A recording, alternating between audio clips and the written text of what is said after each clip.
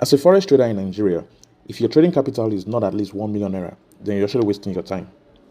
The average forex trader who trades with proper risk management targets between 5 to 20% returns monthly. So if your trading capital is at least 1 million naira, you are looking at making between 50k to 200k monthly. Anything short of that, you definitely are wasting your time. So, considering the current state of the economy and the current state of the naira, a million naira is at least the least you should consider trading with.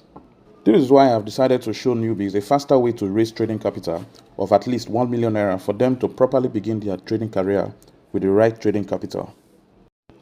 All you have to do is follow my new YouTube channel, which I have created and is dedicated to trading 100k to 1 million naira, carrying all newbies and intermediate traders along.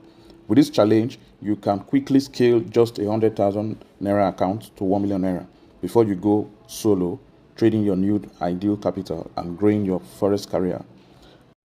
I have done this before and I can do it again. The only difference right now is just you tagging along and replicating the same thing I am doing, copying every single trade and setup I'll be taking for this challenge. And then you can get your 1 million naira account to begin proper trading as a forex trader. See you at the other side.